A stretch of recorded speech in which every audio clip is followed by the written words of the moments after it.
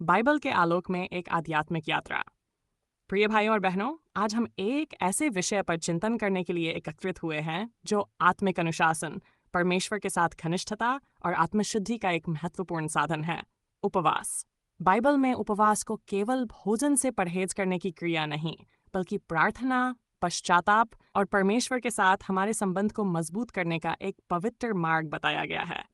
ये आत्मा की एक गहरी यात्रा है जिसमें हम अपने भौतिक सुखों को छोड़कर परमेश्वर की उपस्थिति में पूर्ण समर्पण करते हैं। 1. उपवास का बाइबलीय आधार। बाइबल में उपवास का उल्लेख कई बार किया गया है और इसे ईश्वर से निकटता प्राप्त करने का एक शक्तिशाली साधन माना गया है।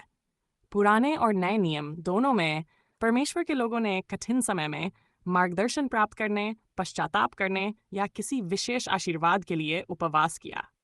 पुराने नियम में मूसा का उपवास। जब मूसा ने परमेश्वर से 10 आज्ञाएं प्राप्त की, तब उसने 40 दिन और 40 रात बिना भोजन और जल के उपवास किया। ये उपवास आत्मिक तैयारी और परमेश्वर के साथ गहन संगति का उदाहरण है। एस्तेर का उपवास। जब यहूदी जाति पर संकट आया, तो रानी एस्तेर ने पूरे इस्राएल को 3 दिन का उपवास रखने को कहा ताकि परमेश्वर उनकी रक्षा करे। योना और नीनवे का उपवास।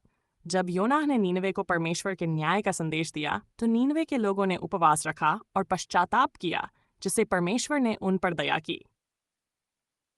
नए नियम में यीशु मसीह का उपवास। प्रभु यीशु ने अपनी सेवकाई शुरू करने से पहले 40 दिन और 40 रात उपवास किया। मत्ती की रज़ा। ये उपवास आत्मा की शक्ति प्राप्त करने और शैतान के प्रलोभनों का सामना करने का प्रतीक था। प्रेरितों का उपवास। प्रेरितों ने चर्च की अगुवाई के लिए और आत्मिक निर्णय लेने के लिए उपवास किया। प्रेरितों के काम उपवास का उद्देश्य और महत्व।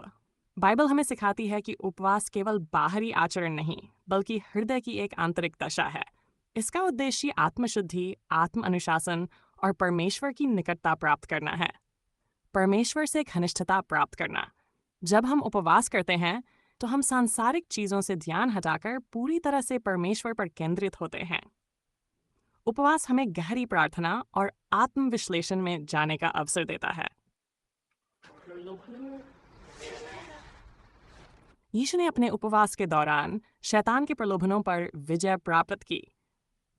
जब हम उपवास करते हैं, तो हम अपनी आत्मा को मजबूत कर सकते हैं ताकि सांसारिक प्रलोभनों पर जीत हासिल कर सकें। पश्चाताप और आत्मिक शुद्धि। बाइबल में दाऊद ने अपने पापों के लिए गहरे पश्चाताप में उपवास किया। भजन। जब हम अपने पापों के लिए पश्चाताप करते हैं और परमेश्वर की ओर लौटते हैं, तो वह हमें शुद्ध करता है और नया जीवन देता है। दिव्य मार्गदर्शन और आशीर्वाद प्राप्त करना। जब यहूदी लोगों ने युद्ध से पहले उपवास किया, तो परमेश्वर ने उन्हें जीत दी। 2 इतिहास 1:6। उपवास के द्वारा हम परमेश्वर से मार्गदर्शन और आत्मिक बल प्राप्त कर सकते हैं। उपवास कैसे करें? यीशु ने हमें सिखाया कि जब हम उपवास करें, तो हमें इसे ढोंग या दिखावे के रूप में नहीं करना चाहिए, बल्कि गुप्त रूप से और परमेश्वर की महिमा के लिए करना चाहिए। सच्चे हृदय से करें। उपवास केवल खाना न खाने का नाम नहीं, बल्कि प्रार्थना और आत्मनिरीक्षण का समय होता है। नियमित प्रार्थना करें। उपवास के दौरान अधिक समय प्रार्थना में बिताएं। बाइबल पढ़ें। परमेश्वर का वचन सुनने और समझने के लिए बाइबल पढ़ें। दान और भलाई करें। यशाया 7 में बताया गया है कि सच्चा उपवास दूसरों की सेवा और ज़रूरतमंदों की मदद करना है। चेयर। क्या हम आज भी उपवास करें? हाँ, क्योंकि बाइबल हमें सिखाती है कि उपवास केवल पुराने समय के लिए नहीं था, बल्कि ये आज भी आत्मिक विकास का एक महत्वपूर्ण साधन है। यीशु ने कहा, जब तुम उपवास करो, इसका अर्थ है कि ये मसीही जीवन का एक अनिवार्य हिस्सा होना चाहिए। निष्कर्ष। उपवास एक आत्मिक अनुशासन है जो हमें परमेश्वर के और निकट ले जाता है। ये आत्मनियंत्रण, प्रलोभनों पर विजय, पश्चाताप और परमेश्वर के मार्गदर्शन को प्राप्त करने का एक पवित्र माध्यम है।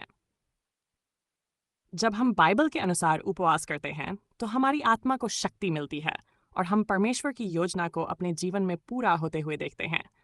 आइए हम इस आत्मिक अभ्यास को अपने जीवन का हिस्सा बनाएं और परमेश्वर के साथ एक गहरा संबंध स्थापित करें। प्रभु हमें आशीर्वाद दें और हमें आत्मिक रूप से मजबूत करें। धन्यवाद।